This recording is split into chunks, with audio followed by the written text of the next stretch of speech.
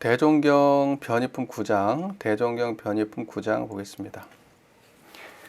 전주에 교도한 사람이 천주교인과 서로 만나 담화하는 중 천주교인이 묻기를 귀하는 조물주를 아는가 하는데 그가 등이 대답하지 못하였더니 그 사람이 우리 천주께서는 전지전능하시니 이가 곧 조물주다고 말하는지라. 후일에 대종사께서 그 교도의 보고를 들으시고 웃으시며 말씀하시기를 그대가 그 사람에게 다시 가서 귀하가 천주를 조물주라 하니 귀하는 천주를 보았느냐고 물어보라. 그리하여 보지 못하였다고 하거든 그러면 알지 못하는 것과 같지 않느냐고 말한 후에 내가 다시 생각하여 보니 조물주가 다른 데 있는 것이 아니라 귀하의 조물주는 곧 귀하요 나의 조물주는 곧 나며 일체 생명이 다 각각 자기가 자기의 조물주인 것을 알았노라 하라. 이것이 가장 적절한 말이니 그 사람이 만일 이 뜻에 깨달음이 있다면 바로 큰 복음이 되리라. 이렇게 말씀하셨습니다. 전주에 사는 교도와 천주교인의 대화죠. 근데 대종사님의 제자인데 쉽게 말해서 천주교인의 대화에서 깨진 거지. 깨진 거예요. 대종사님이 이제 웃으시며 답변을 해주셨는데 한번 내용을 한번 차근차근 따져보죠. 천주교인은 이제 기본적으로 기독교인이잖아요. 기독교라고 하는 거는 이제 중국말이고 우리가 보통 이제 개신교하고 이제 구교, 신교 이렇게 얘기도 하기도 하고 개신교 또 천주교 이렇게 구분하잖아요. 근데 그거 전부 다 그리스도교라고 하거든요. 그걸 중국말로 기독교 그래요. 그러니까 기독교는 천주교하고 이 개신교를 다 포함한 기독교 계열이에요. 근데 기독교하고 천주교는 종교가 다른 종교입니다. 그렇기 때문에 한국에서도 종교 조사할 때 기천불 이렇게 얘기하잖아요. 기독교하고 천주교를 구분해요. 종단을 구분해서 말합니다. 네, 그래서 기독교와 천주교는 엄연히 다른 종교입니다. 그런데 원불교하고 불교는 똑같다 이렇게 꼭 만들 필요가 없는데 그게 헷갈리나 봐요. 그럼 기독교하고 천주교도 그러면 똑같은 종교라고 말해야지. 안 그러겠어요? 원불교, 불교도 마치 그와 같은 거예요. 그래서 원불교에서는 과거 불교를 구불교라고 말하잖아요. 구불교. 원불교에서는. 그 원불교는 새로운 불교이고 새로운 교단입니다. 종교예요. 기독교하고 천주교가 다르듯이. 그러니까 과거에 불교가 천주교면 그 원불교는 기독교 같은 거죠. 일종의. 그게 그렇게 안 될 일인가? 사람들은 자꾸 똑같은 걸로 통일하고 싶어 하는 것 같아요. 말이 새네. 여기 돌아와서 다시. 천주교라고 하는 것이 기독교 계열인데, 그건 기독교의 특징이 뭐냐면, 이 세상은 창조주가 있다는 거예요. 그게 다른 거예요. 그러니까, 이 구원의 종교와 깨달음의 종교, 세상에 두 가지가 있어요. 세상에 존재하는 그 고등 종교라고 지금까지 살아남은 거대 종교는 두 가지 계열로 존재해요. 하나는 신의 종교. 신이 이 세상을 창조했다는 전제로 시작되는 종교가 있어요. 이거는 믿음을 통해서만 해결을 볼 수 있는 종교고. 그 다음에 신이라는 존재가 따로 있는 게 아니고 세상은 우리 마음이 창조한 거야 라고 해가지고 창조의 대상이 박혀 있지 않고 마음에 있다라고 보는 종교, 이건 깨달음의 종교고 이건 수행을 중심으로 합니다. 그래서 이 종교 계통은 세상에 있는 존재하는 종교 계통은 이 크게 두 가지로 딱 대별돼서 구분돼요. 크게. 천주교 계통에서 그러면 말하는 그 신앙 계통을 살펴보면 하나님이라는 존재가 있고 하나님은 인간이 자기의 의지에 의해서 세상을 창조했어요. 그러면 하나님은 누가 창조했냐? 그러면 하나님은 창조한 사람이 없어요. 하나님은 스스로 존재하는 자예요. 원래 처음부터 그냥 자기 스스로 있었어. 누구한테 창조받은 존재가 아니야. 피조물이 아니야. 하나님은 원래 스스로 온전하고 완벽한 존재이면서 세상을 창조한 존재예요. 그게 하나님이에요. 이해가 되세요? 그리고 이 하나님은 지금 이 순간에도 우리 삶의 곳곳에서 역사하고 계신다. 그러면 우리 인간은 하나님이 만든 피조물이기 때문에 완벽한 곳에서 만들어진 불완전한 존재인 거예요. 완벽함을 일부 가지고 있지만 불완전함을 항상 품고 있는 그러한 존재. 그게 인간이에요. 그러면 인간의 고통은 바로 그런 불완전함에서 온다. 이렇게 보는 거죠. 그럼 어떻게 하면 인간이 완전해질 수 있는가? 하나님의 구원이 있어야 한다. 이렇게 말하는 거죠. 인간은 하나님께 가까워질수록 완전해지고 하나님에서 멀어질수록 불완전한 존재가 된다. 가까워지면 천국이요, 멀어지면 지옥이다. 이렇게 보는 거죠. 그래서 기도를 통해서 하나님의 임재하심을 항상 체험해야 되고 언제 어디서나 하나님을 느껴야만 그 사람은 그 사람의 존재가 완전해진다. 이렇게 보는 게 기독교 방식이에요. 그래서 하나님은 우리를 창조했고 세상을 창조했기 때문에 하나님이 계시지 않은 곳은 없는 거예요. 그래서 우리는 마치 이런 식으로 표현하죠. 우리는 어머니, 아버지가 우리를 낳았잖아요. 그러니까 우리 삶 어디에도 어머니, 아버지가 안 계신 곳은 없는 거예요. 무슨 말인지 이해가 되세요? 여러분의 삶의 모든 순간에 어머니, 아버지의 흔적이 있는 거예요. 기독교인들은 마치 그렇게 느껴요. 이 나무도 하나님이 만드셨고 돌도 하나님이 만드셨어요. 나도 하나님이 만드셨고 내 옆에 있는 모든 존재들도 하나님이 다 만드셨어요. 그러니까 어디 가나 하나님의 흔적밖에 만날 수 없는 거예요. 그러니까 이 사람들이 신앙이라는 건 뭐냐면 어느 순간에나 하나님이 만든 기적을 느끼고 그 하나님이 만든 걸 감사하고 하나님이 주신 걸 감사하고 하나님의 역사에 감사하고 어떠한 순간도 하나님의 역사에 동참하고 있다는 사실을 자각하고 이게 기독교예요. 나 기독교 가면 목사 잘할 것 같은데 그지? 그게 기독교예요. 그게 기독교. 그러니까 이 사람은 당연히 물어보죠. 자기의 신앙에 입각해가지고 야 나는 너는 너의 조물주가 하나님이라는 사실을 아니? 이제 이렇게 물어보는 태도를 가지고 물어보는 거예요. 귀하의 조물주는 뭡니까? 당신은 무엇이 당신을 이렇게 만들었다고 생각하십니까? 이 질문 자체가 기독교적인 질문이에요. 이것이 사실이라서가 아니라 무슨 말인지 아시겠어요? 이러한 질문은 기독교인이니까 할 수 있는 거예요. 그런데 답변은 천차만별로 달라질 수 있는 거예요. 기독교가 가진 사람은 귀하의 조물주는 무엇입니까? 하나님입니다. 나의 조물주는 하나님입니다. 이걸 이렇게 고백해야 그게 기독교 신앙이에요. 나는 하나님이 창조한 존재라 라는 걸 스스로 고백하지 않는다? 거기에 의심이 있다? 그럼 그 사람은 기독교 신앙 하는 사람이 아니에요. 여러분의 존재는 하나님이 만들었습니까? 여러분 그렇게 생각 안 하죠? 하나님이라는 절대 존재가 따로 있어가지고 자신의 갈비뼈를 툭 띄워가지고 사람을 만들었다? 이렇게는 생각 안 하잖아. 그러죠? 그렇게 생각하면 기독교인이에요. 그럼 나의 존재는 항상 하나님께 뿌리를 두는 거예요. 어머니, 아버지가 나를 만든 게 아니에요. 하나님이 만든 거예요. 그래서 기독교 신앙에 미치면 집안이 풍비박산 나는 거예요.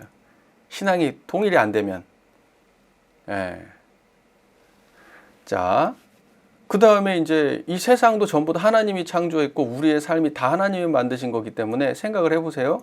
이 세상은 결국 하나님의 피조물이에요. 이 세상은. 그러니까 이 세상에서 만든 법이네 뭐네 이 세상의 규칙이네 이런 것들은 하나님의 법 안에서 하나님의 세상에 하고는 비교가 안 되는 거예요. 그러니까 이 독실한 기독교 신자는 두 세상을 살아요. 육신은 이 세상의 법을 따르지만 우리의 마음 속에서는 이미 하나님의 법을 따르는 사람들이에요. 그래서 세상 법과 하나님의 법이 충돌하게 되면 세상 걸 안 따르고 하나님 걸 따라야 그 사람이 기독교 신앙 바르게 하는 사람이에요. 그런 것 때문에 지금 특정한 종교에서는 병역 기피 같은 거 하고 그러는 거예요.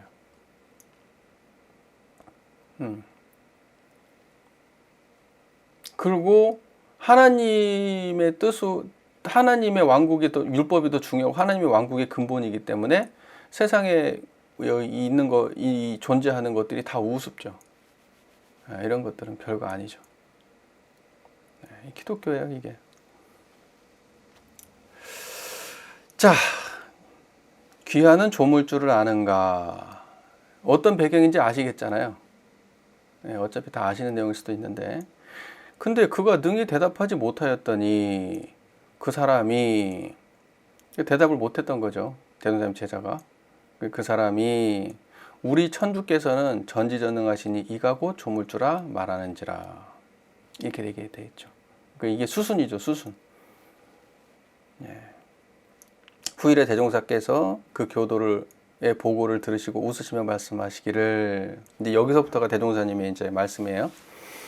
그대가 그 사람에게 다시 가서, 아유 어떻게 가겠어, 내가 그때 졌는데 다시 해봐 이러면서 가서 귀하가 천주를 조물주라 하니 귀하는 천주를 보았느냐고 물어보라. 그리하여 보지 못하였다고 하거든. 그죠? 천주 왜 대종사께서 이렇게 확답해서 말씀하셨을까요? 그 사람이 봤다고 얘기할 수도 있잖아요. 나는 지금 그 하나님을 본 사람들이 많아요. 그래가지고 하나님의 소리를 직접 듣는 사람들이 많아. 목사 중에 그런 사람이 많아. 하나님을 직접 보고 하나님께 직접 듣고 그래가지고 사람들한테 하나님께서 나한테 이렇게 답을 주셨다. 기도했더니 이런 답을 주셨다. 그러면서 말 많이 해요. 그래서 어떤 목사가 그러더라고요.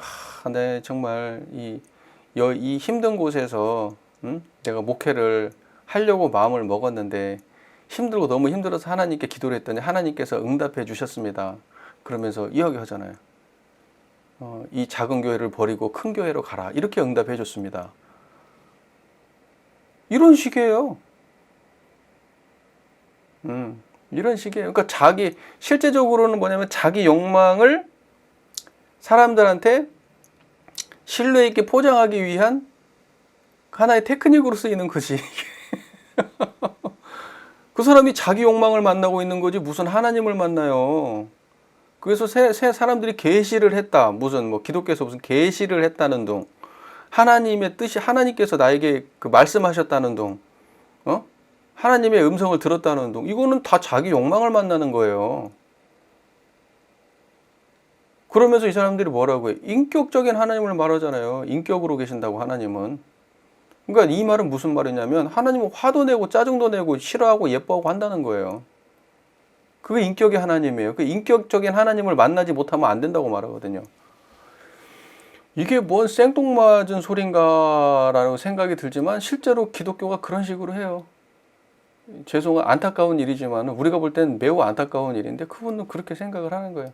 자기 자아가 하나님을 만나면 자기 자아가 없어져야 된다고 얘기하면서 나중에 보면은 자기 자아대로 하나님을 해석하고 있는 거죠. 그러니까 자기 욕심 밑에 하나님을 놓는 일이지 하나님의 말씀을 듣는다? 그건 아닌 것 같아요.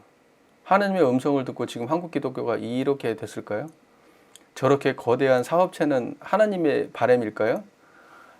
내가 성경 보니까 그런 구절도 있더라고요. 참 감동이 있는 구절인데 뭐냐면 골방에 들어가서 혼자 기도하라는 구절이 있어요. 내가 성경 읽다 보니까 이런 게 원래 하나님의 뜻이라고 하면은 지금 기독교는 매우 하나님하고 어긋나는데? 라는 생각을 하면서 봤던 기억이 나 있어요.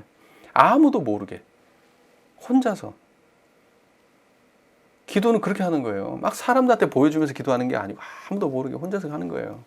좁은 골방에 갇혀가지고 그렇게 하는 거예요. 기도는 원래. 자꾸 말이 새는데 진짜. 그래서 천주를 조물주라고 하니까 천주를 보았냐고 물어봐라. 이렇게 하니까 보지 못하였다고 하거든. 그러면 알지 못하는 것과 같지 않느냐? 이렇게 말해라. 이렇게 말했어요. 대종사님은 어떤 분인지 아시죠? 대종사님 어떠냐면은 당신 깨닫기 전에 부처님이 대단하다고 하니까 부처님이 우리에게 죄복 권능이 있다고 하니까 저기 절에 가가지고요 부처님 싸대기를 올려 붙여버려요. 옆구리를 쿡쿡 찌르고. 에? 당신이 진짜로 위력이 있는 사람이면 나한테 혼을 내라 이거지. 그 다음에 하늘을 갖다가 막대기를 가지고 긴 막대기로 하늘을 찌르면서 하늘에 하나님이 있으면 대답해 보라고. 그러고 난 다음에 이제 그런 얘기가 있잖아요. 이불 뒤집어 쓰고 벌벌 떨었다는 거지. 잠을 못 잤다는 거지. 천벌 내릴까봐. 큰 죄 받을까봐. 그런데 어떠한 기미도 없었다는 거지. 예, 그러면서 뭐라고 말씀하십니까? 그런 이야기가 나오죠. 조선불교 혁신론에. 야, 저 봐라. 저 들판에 세워진 저 허수아비도 새들이 처음에는 사람인 줄 알고 안 오다가 나중에도 가만히 서 있으면 새들도 똥 싸고 가는데, 야, 무슨 불상에다가 그렇게 절을 해가지고 화복을 구하고 앉아있냐. 이 지금 시세가 지금 2000년 동안 그 불상을 모셔봤으면 이제 정신 차릴 때도 안 됐어? 대원사님. 그런 분 입장에서 어떤 사람이 나와가지고, 야, 저 우리 천주가 조물주다. 이렇게 말하면, 그럼 그거 얘기를 듣고 대종사님 뭐라고 대답하겠어요? 너 천주 봤어? 천주한테 직접 보고 지금 얘기 듣고 지금 그러는 거야? 이렇게 말할 수밖에 없지, 대종사님은. 해봤는데, 그렇게. 천주를 만나려고 나 노력을 해봤거든. 부처님도 만나려고 노력을 해봤고, 진짜 위력이 있는 거 확인까지 해봤는데, 이 무슨 말인지 이해가 되십니까? 대종사님 입장에서는 천주 없어요. 어디 그런 게 있어요. 자, 천주가 있다고 한다 그러면 우리가 물리적으로 지금 만나줘야 되는데, 그런 천주는 역사일에 한 번도 만난 사람이 없을 거고, 대면해가지고 만난 사람은 없을 거잖아요. 하나님을 대면해서 만난 사람은 한 명도 없을 거예요. 그렇죠? 왜? 하나님은 물리적 존재가 아니니까. 물리적 존재인 것 같았으면 지금 누가 봐도 봤지, 그러면 그거를. 아니겠어요? 그러니까는 이제 사람들이 어떤 식으로 해요? 구름이 하나님 모양으로 나오면 사진 찍어두고, 어디에 저기 산이 하나님 모양으로 나와 있으면 사진 찍어두고, 자연 현상이 어찌 빛이 이렇게 막 비쳤는데 거기 하나님, 예수님 모양 있으면 사진 찍어두고, 조작을 했는지 어땠는지 모르겠지만, 그래가지고 하나님이 여기 계신다고 막 그렇게 믿잖아요. 왜? 물리적 존재는 없거든요. 하나님이라는 존재가 없어요. 그러니까 원불교도 똑같은 짓 하잖아요. 어떤 짓 해요? 해무리를 보고 이런 쌍 떴다고 생각한단 말이죠. 저기 우리의 정성이 감흥을 해가지고 해무리가 떴다. 야, 여기가 터가 좋아서 좋은 건물을 이렇게 해가지고 해무리가 떴다고 사진 찍어가지고, 그거 기독교인들이 구름 모양이 하나님처럼 나와가지고 예수님처럼 보여서 사진 찍어가지고 공부하는 거하고 똑같은 짓이에요. 그냥 재미로 하면 될 일이고, 그런 거에 의미 두면 안 돼요. 응? 실제로 대종사님이 그런 얘기를 들었다가는 대종사님이 가만 놔뒀겠어요? 혼났지. 이게 어디서 미신을 조장하고 지금 진리적 종교 앞에 와가지고 지금 쓰잘데없는 소리를 하고 앉아있어. 이런 쌍이 해무리하고 뭔 관계가 있냐. 어? 구름이 예수님 모양으로 보여진 거하고 진짜 예수님이냐 그게.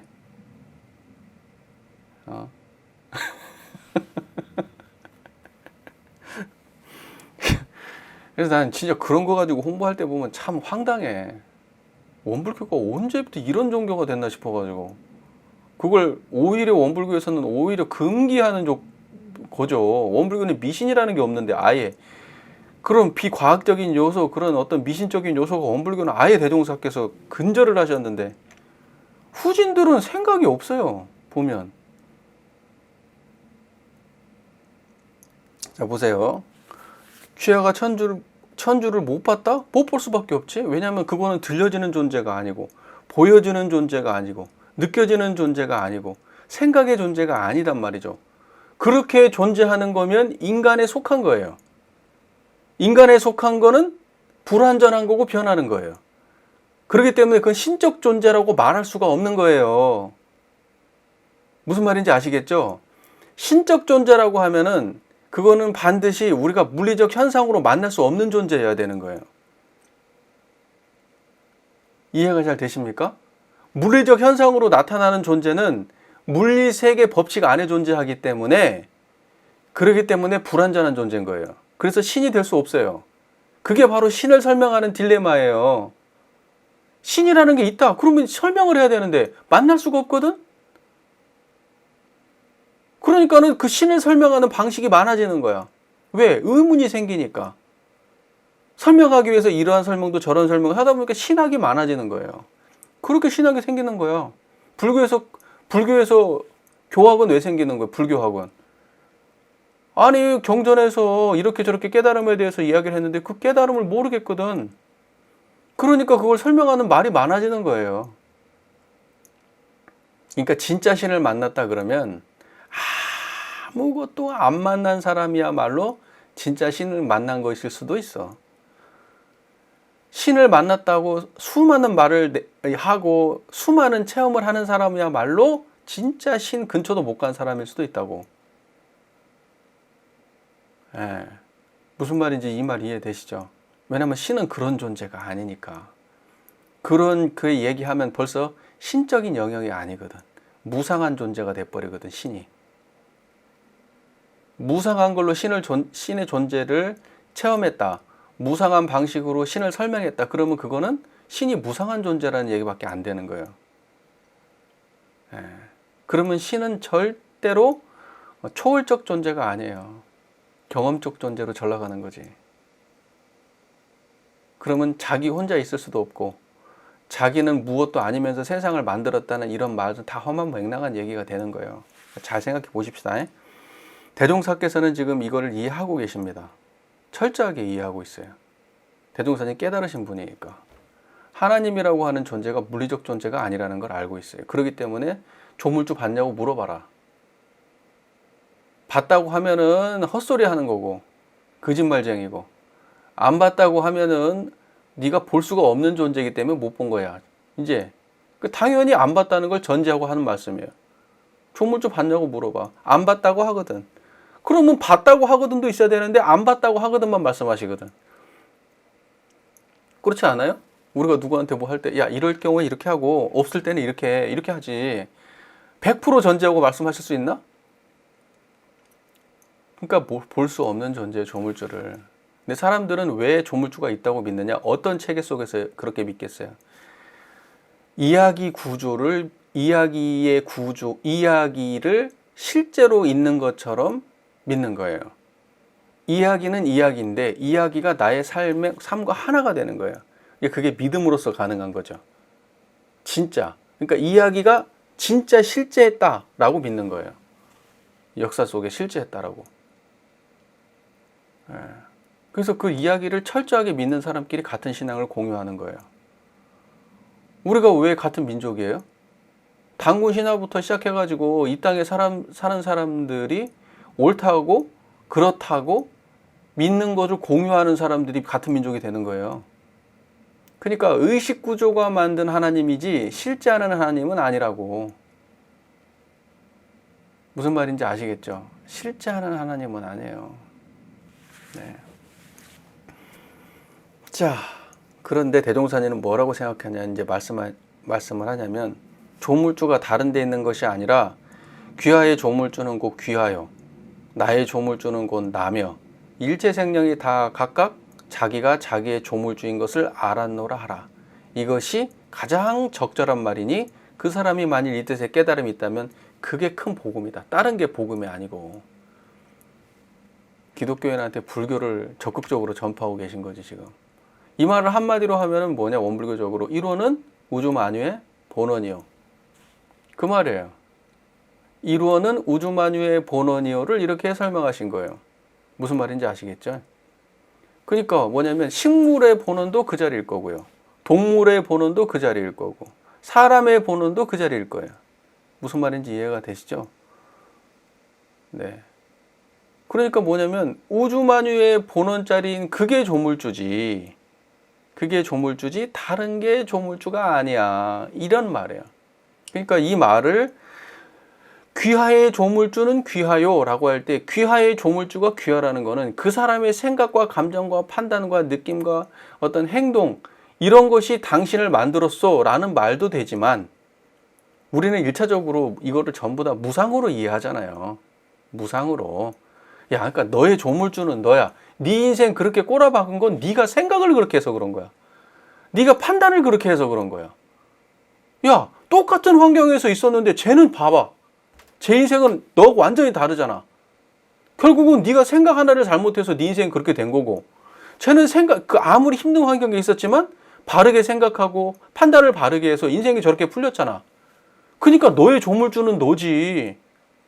누가 네 인생을 어떻게 해줘? 이렇게 설명하는 방식이 있는데 지금 제가 얘기하는 건 그 얘기가 아니에요. 예, 왜 그러냐면 너의 조물주는 너다. 나의 조물주는 나다. 그 다음에 일체 생명이 각각 자기가 자기의 조물주다. 이렇게 얘기를 했어요. 그러면 생각을 해보세요. 내가 그러면 생각하고 감정하고 판단하고 어떤 뭐 물리적으로 이 지금 우리가 성공하고 실패하고 행복하고 불행하고 그러지 않을 때에 그 나는 어떻게 만들어진 거겠어요? 그러면 우리는 변화돼서 어느 목적을 가지고 이루어진 존재가 나의 욕망이 저런 식으로 발현해서 나를 이렇게 만들었다 해서 변화된 나만 나로 생각을 하잖아요. 이쪽에서 저쪽으로 변해서 움직여서 만들어진 모습의 나. 그거는 나의 생각이 관여했다. 나의 판단이 관여했다. 나의 가치관이 관여했다. 나의 의지가 관여했다. 그래서 내가 이렇게 만들어졌다. 그러니 나의 조물주는 이 나다. 이렇게 생각한단 말이죠. 근데 이거는 지금 무상한 나잖아. 그러면 이러한 생각과 가치관과 판단은 어디서 나왔냐고 물어볼 거 아니야. 또 그러면 그건 어디서 나왔겠냐고. 그거는 결국 상주불멸 여여자연한 자리에서 나온 거예요. 그러니까 그러면 이 사람들이 그러니까 뭐냐면 나의 조물주는 나고 너의 조물주는 너고 모두의 조물주는 각자다 이렇게 얘기할 때는 전부 다 그러면 각자의 생각하는 조물주가 각자가 다 다를 거잖아.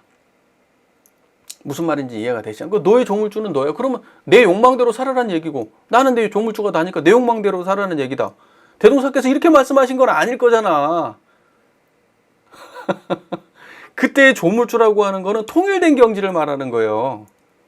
각자 다른 경지의 조물주를 말하는 게 아니라 조물주가 수천 수억이 있는 게 아니고 하나의 조물주가 세상 모든 존재에 관여하고 있는 거예요. 무슨 말인지 아시겠죠? 세상의 조물주가 수억 개가 수억 존재의 조물주가 있다고 한다면 그 조물주는 각각 다른 모습으로 할 것이고, 그렇잖아. 각각 다른 모습의 조물주라고 한다 그러면 이거는 무상한 거지 유상할 리가 없잖아요. 무슨 말인지 아시겠죠? 그러니까 변이품 9장에서 말씀하시는 대종사님의 말씀 속에서의 조물주는 무상한 차원에서의 조물주라고 설명하면 안 된다는 얘기예요. 무상한 차원에서의 조물주는 안 돼. 우리의 의지나 감정이나 판단이나 생각이나 이런 차원에서의 조물주가 아니야. 그 다음에 나라고 하는 의식 이런 거 조물주가 아니라고. 청정한 자리예요. 상주불멸 여여자연한 유상의 경지. 그게 각자의 조물주예요. 그래서 이 사람은 그 자리에 근본돼 가지고 거기에서 이 사람의 삶을 펼쳤고 우리는 지금 이 마음을 여기 이 자리에서 우리의 삶을 펼쳤고 각자의 존재는 각자의 자리에서 자기의 삶을 펼치고 있는 거예요. 하지만 근원을 쫓아가 보면 다 같은 자리란 말이에요. 그래서 그 같은 자리를 조물주라고 하는 거예요. 이루어는 우주 만유의 본원. 그죠? 이 우주와 만물도 그 근본은 본연청정한 성품짜리로 한 이름도 없고 한 형상도 없고 그죠? 그 자리란 말이에요. 그게 우리의 조물주예요. 그 조물주라는 말도 무슨 말이에요? 조물주. 조라는 거는 지을 조자, 물건 물자.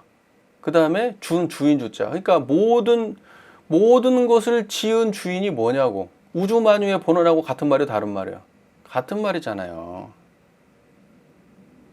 같은 말이잖아요. 대종사님께서는 이제 그런 차원에서 말씀하신 거예요. 그러니까 여러분들이 이제 이 말씀을 가지고 우리 삶에 그대로 응용하면 세상 나의 생각의 조물주, 좀 구체적으로 해보면 나의 생각의 조물주는 어디냐? 생각의 본원자리가 나의 생각의 조물주예요. 감정과 판단의 조물주는 어디냐? 그 자리예요. 가치의 조물주는 어디냐? 그 자리야. 무슨 말인지 이해가 되시잖아요. 네. 그래서 지금 이제 천주교도는 마음밖에 어딘가 조물주가 따로 있어서 절대적으로 관장해서 모든 사람들을 이렇게 해가지고 역사까지 관장해서 하는 존재가 어디 있다. 이런 관점의 조물주고, 대종사께서는 청정한 이 자리가 조물주야 라는 관점의 조물주입니다. 그런데 이 말을 이 교도가 대종사님의 이 이루어는 우주만유의 본원의 관점에서의 조물주를 확인하고 저 사람한테 전했을까요? 이 뒤에 얘기는 없죠. 그렇게 전했을까요? 나는 그렇게 생각이 들진 않아. 아마 무상의 관점으로 이해하고 전했을 거예요. 무상의 관점으로. 이거는 그냥 나의 생각이지. 뒤에 얘기가 없으니까. 저 이야기를 듣고 과연 이 청정한 이 자리가 조물주구나 라고 알아가지고 전했을까? 이 한 번 소리 듣고? 그렇게는 못해. 그러니까 무상적 차원에서 전했을 거예요. 그럼 이제 어떻게 전했겠어요? 야, 당신은 당신의 생각과 판단과 감정이 들어가지고 당신의 인생이 존재하는 거 아니냐. 그 당신은 누가 만들었냐. 누가 시켰냐. 네가 생각하고 판단해서 너의 인생이 있는 건데 누구한테 조물주를 찾아. 각자도 다 그 사람의 삶은 그 사람들의 의지와 생각과 판단으로 그렇게 하는 건데 무슨 조물주가 따로 있어요? 아마 이렇게 설명하지 않았을까? 네, 아마 그랬을 것 같아. 근데 대부분의 사람들은 그렇게 이해해. 무상으로. 그러나 그거는 변이품 9장을 굉장히 얕은 수준으로 이해한 겁니다. 절대 그런 의도로 하신 말씀이 아닙니다. 이거는 제가 확신할 수 있어요. 네. 우주만유의 본원의 입장에서 말씀하신 거예요. 그러니까 이론은 우주만유의 본원이요. 이 말은 세상의 천지창조를 한 존재에 대해서 먼저 설명을 하신 거하고 똑같아요. 네. 기독교도 그러시잖아요. 태초에 하나님 말씀이 있어가지고 이렇게 하라니까 저렇게 나오고 그 다음에 일주일 사이에 세상이 창조되고 그랬다고 하잖아요. 그런 것처럼 세상의 존재의 근원을 먼저 밝혀요. 존재는 항상 종교는 항상 무슨 말인지 이해가 되시잖아요. 그러면서 우리 불교에서 유식사상 같은 경우에는 세상은 무엇이 만들었냐. 나라고 하는 존재, 세상은 이 우주는 무엇이냐. 존재는 의식이다. 이렇게 말하는 거예요. 불교는 또 무슨 공 이런 데서는 저기 공사상을 하는 데서는 뭐라고 해서 이 세상의 본질은 공이다 이렇게 말하는 거죠. 그러니까 나와 세상의 본질을 먼저 밝혀요. 근원을. 이론상의 진리의 구조도 그렇게 돼 있어요. 이론은 우주만유의 본원이다. 그러니까 우주만유의 본질이 뭐냐? 이론이다. 이렇게 생. 그러면 이론이 뭐냐? 그래서 쭉 이론에 대한 설명이 있는 거예요. 이해가 되시죠? 그러니까 기독교에서는 나와 세상의 본질이 하나님이라고 하는 존재고 그거는 어딘가에 따로 존재하는 분이야. 하지만 이 불교 계통에서는 우리의 마음자리. 근데 생멸하는 마음이 아니고 청정한 마음, 불생불멸의 마음. 그게 우리의 조물주다. 자, 이렇게 보면은 변이품 9장 깔끔하죠. 어려울 게 하나도 없죠. 그죠? 다른 데 있는 게 아니라 당신의 조물주는 곧 당신이요. 나의 조물주는 나고. 이 일체의 생명이 다 각자 자기의 조물주다. 할 때 그 나며 당신이며 이렇게 얘기할 때 그 지칭할 때 그 자리가 다 청정한 이 자리인 거예요. 대종사님은 그럴 수밖에 없어요. 의식구조가. 무슨 말인지 아시겠죠? 그러니까 대종사님 예를 들면 야 너의 조물주는 너야 라고 할 때 박근삼이요? 이름을 말하는 게 아니야. 무슨 말인지 이해가 되시잖아요. 여러분, 야, 나의 조물주는 나야 할 때 박근삼? 이름을 말하는 게 아니라고. 너 뭐야? 너 저기 여러분 그 숭산 스님 하버드에 가가지고 강의해가지고 그 뭐 또 스님 출가하고 뭐 굉장히 선풍적 인기를 끌었잖아요. 외국 가서. 그래서 사람들한테 그렇게 물었다는 거예요. 후아유. 너 누구야? 그러니까 사람들이 자기 이름을 얘기하더래. 이름을. 나는 데이빗이에요. 나는 마이클이에요. 자기 이름을 얘기하겠지, 그치? 아니, 그건 네 이름이고, 그건 네 이름이고, 너가 뭐냐고, 너. 네 이름 말고 너. 그럼 사람들이 뽕? 나? 이름 말고 나? 그 된 거죠. 그래서 깨달음을 줬다는 거 아니에요. 진짜 자기를, 이름으로 규정된 자기 말고 그냥 자기. 여러분은 생각으로 규정되어 있고 역사와 경험으로, 인연관계로, 가치관으로, 감정으로, 이름으로, 주소로 그렇게 규정되어 있는 자기, 그거 나 아니라고요. 그거는 무상으로서의 나라고, 무상으로서의 나, 무상의 나를 규정하는 언어들이에요. 근데 그 나 자체는 뭐냐고. 나 자체는 청정한 거라고요. 그게 너의 조물주가 너란 뜻이에요. 나의 조물주가 나란 뜻이고, 내 아의 것이 아니라 내가 만들어진 것, 내가 원하는 것, 내가 바라는 것, 내가 가지고 있는 것, 나의 이름, 나의 주소, 나의 엄마, 나의 아빠, 그 인연관계 속의 나가 아니라 그 나라고 계속 얘기하고 있는 그 나가 뭐냐고. 세상 모든 것의 근본, 내가 가지고 있고 내가 한다고 할 때 그 나가 뭐냐고. 지금 그거 묻는 거예요. 그게 조물주라고요. 그게 진짜 나고. 나는 이래 할 때 일한 거 말고 그 나가 뭐냐고.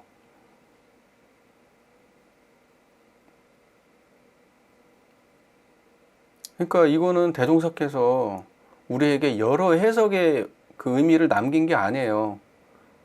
잘못 이해한 사람이 있을 뿐이지. 무슨 말인지 이해가 되시죠? 이걸 잘못 이해한 사람은 있을 뿐이지 우리한테 해석의 여지를 막 열어두는 게 아니에요. 나의 조물주는 나라는 거는 지금 그 자리 말하는 거예요.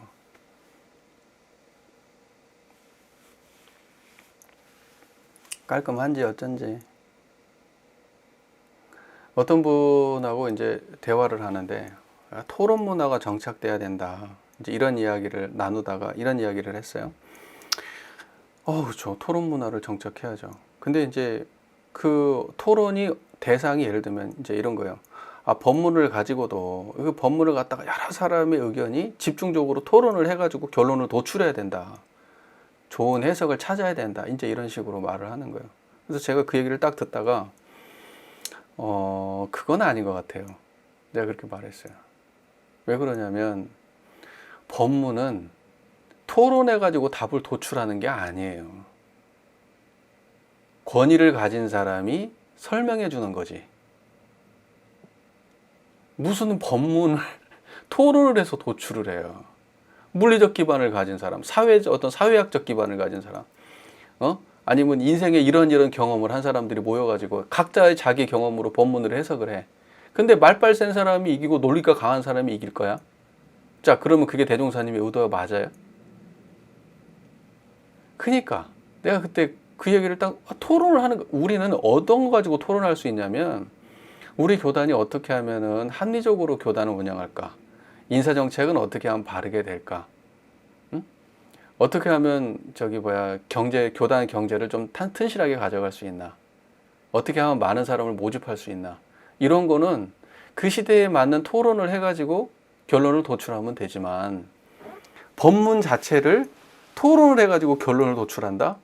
이거는 말도 안 되는 일이지. 권위를 가진 자가 설명해 주는 겁니다. 일방적으로. 이거는 토론을 해서 하는 게 아니에요, 법문은. 무슨 말인지 이해가 되세요? 그러면 어떤 자가 그러면 권위를 갖춘 자냐? 깨달은 자일 텐데, 교전, 우리 쪽으로 따지면 학마 이상은 돼야지 권위를 갖춘 자죠. 법문 해석의 권위를. 학마 이상. 최소 못해도 법마 상전은 돼야 돼요. 왜냐하면 법마 상전은 우리의 교리 해석에 거의 착오가 없다고 돼 있거든요.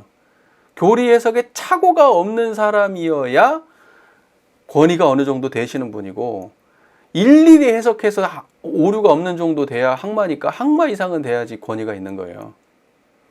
무슨 토론을 해, 토론하기는. 법문을.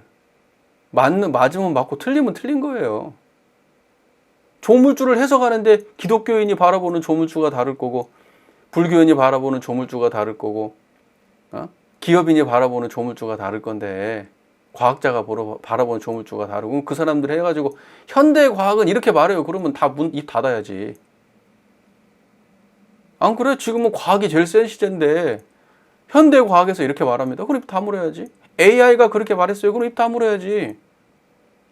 대종사님이 나와도 질걸? 과학자하고 붙으면? 당신이 말해놓은 법문도? 그러니까 구분할 자리는 구분해야 되지. 그러니까 이런 게 어떤 거하고 똑같냐면요. 종법사님을 뽑는데 지금 법위가 지금 우리가 정상 법위로 딱 지금 되고 있다고 한다 그러면 종법사님이 출가율을 딱딱딱 정했어. 그러면 그 중에서 나와야 되는 게 맞아요. 왜? 종법사의 역할이 뭔데? 대종사님의 법문을 바르게 전하는 게 종법사의 역할이에요. 깨달음이 확실한 분이 종법사, 법의 권위를 가진 분이 종법사예요. 법문을 설하는 위치에 계신 분이 종법사라고. 법문은 타협하는 위치가 있는 게 아니기 때문에 권위자를 선발하는 거예요. 그럼 권위자는 누가 선발해요? 인기 투표합니까? 아니에요. 아는 사람이 지정하는 거예요. 선종불교에서 유명한 선승은 그 방장 스님은 선거하고 투표해가지고 만들어지는 거예요? 아니에요. 법의 권위를 가진 사람이 임명하는 거예요. 그거를 갖다가 어떻게 인기 투표를 해가지고 종법사를 뽑아요? 말도 안 되는 일이지. 무슨 말인지 이해가 되십니까? 그러니까 과거에 선종불교에서 다 어떻게 했어요? 아니 자기 제자가 그렇게 5조 홍인대사 봐봐요. 자기 밑에서 그렇게 오랫동안 공부한 제자들 다 있고 수제자도 있고 막 존경받는 제자가 있는데 갑자기 생뚱맞게 이제 온 애 6개월밖에 안 된 애를 8개월? 그 정도밖에 안 된 애를 자기 6조를 딱 줘가지고 도망시켜버리잖아요. 이게 세상에서는 가능한 일이에요. 완전 독재도 이런 독재가 없지. 비민주적이지. 법위는 원래 그런 거예요. 법이라고 하는 거는 아는 사람들끼리 주고받는 거지. 그리고 아는 사람만 인정하는 거예요. 그래서 절대 법위는 하위 법위자가 상위 법위자를 평가할 수 없는 거예요. 그런데 무슨 토론을 해가지고 법문이 맞네 틀리네를 하겠어. 그게 법문은 법위의 권위를 가진 자가 일방적으로 설하는 겁니다. 모르는 사람은 듣는 거예요. 그냥 알 때까지 질문하고. 그런데 어설프게 공부한 사람들이 전부 다 각자가 똑똑해가지고 나와가지고 토론의 장을 벌여야 된다고 말하거든요. 그러면 완전히 망하는 거예요. 지금 왜 우리가 이 지경까지 왔냐면 법위를 권위를 가진 자가 없어서 이 지경이 된 거예요. 누가 스승인지 모르니까 니나 내나 그냥 똑같이 맞짱 다이다이 뜨자. 그래서 토론해가지고 이긴 놈이 맞지. 그냥 그렇게 하자. 이렇게 하는 거예요. 이게 지금 제대로 된 도가 교단이 맞아요? 참. 말도 안 되는 거예요, 이거는. 말도 안 되는 거예요. 그러니까 어떤 게 위기냐고 사람들이 아이고 사람 숫자 안 나오고 출가자 안 나오고 그런 게 위기인 줄 알아요. 이 진짜 위기는 지금 이런 게 위기예요. 사람들이 착각하는데 원불교 교단의 존재 이유가 교단을 유지하는 데 있는 줄 아세요? 매우 심각한 착각이에요. 원래 교단을 만든 이유는 깨달음을 세상에 전파하기 위해서 이 조직이 필요했기 때문에 만들어진 게 교단이고, 파란고 일지생명 광대모량한 낙원으로 인도하기 위해서는 대종사님의 교법을 사람들한테 전달하고 훈련시키기 위해서 우리가 이 교단이 존재하는 거고 교육자가 존재하는 거예요. 그 역할만이 원불교 교단에서 해야 될 핵심 일이에요. 핵심. 이거 안 하면은 원불교는 존재할 이유가 없는 거예요. 교단을 위해서 존재한다거나 이런 거는 의미가 없는 거예요, 원래. 그런데 전해야 될 게 없어졌어. 가게는 멀쩡하게 차려놨는데 상품이 없어. 그리고 사람들이 안 온다고 말하고 있는 거야. 상품이 없는데, 진열대에 똑바로 상품이 잘 진열이 돼야 되는데 상품이 없네. 과자 봉지만 있고 껍데기만 있고 막 수북이 쌓여 있고 저기 처박혀 있고 막 어. 상품이 없어. 또 와가지고 어떤 사람들이 와가지고 사갖고 갔는데 다음에 2번 다시 안 와. 불량품 판다고. 지금 우리 교단은 법이 없어서 문제예요. 법이 없어서. 그러니까 이런 얘기들이 나오는 거예요. 예. 교전을 막 자기네들끼리 몇몇이 그냥 윤문을 해가지고 전설을 만들지를 않나. 대종사님 말씀 막 지 맘대로 막 뜯어 고쳐가지고 윤문을 해가지고. 이게 제정신이에요 지금? 대종사님 교법 전달하자는 게 우리 교단인데 대종사님의 교법을 전달하는 게 원래 우리 교단이에요. 그러려고 생긴 거야. 그런데 대종사님이 없어지고 다른 분들이 막 득세를 해. 말 샜는데 주제에 맞는 말만 해야 되는데 자꾸 말이 새네. 이제 어떤 얘기를 하다 그렇게 됐냐. 이 조물주라고 하는 거 또는 각자의 조물주는 각자라고 이야기할 때 그 각자를 지목할 때 그 경지도 사람에 따라 그렇게 다를 수 있다. 하지만 답은 대종사께서의 의도는 명료한 거다. 이거는 선택의 문제가 아니고 정해져 있는 답이다. 이걸 선택으로 생각하는 사람은 법의 권위에 대해서 이해가 없는 거예요. 네. 무슨 말인지 그 말 하다 보니까 이렇게 이야기가 길어졌는데 여하튼 전주의 전주 교도 한 사람 천주교인의 대화 그리고 대종사님의 답변 교무님들께서 잘 이해하셨으리라고 생각합니다. 예, 그래서 여러분들 앞으로 현장 나가가지고 각자의 조물주가 각자의 힘을 자각하시고 항상 조물주로 살아가세요.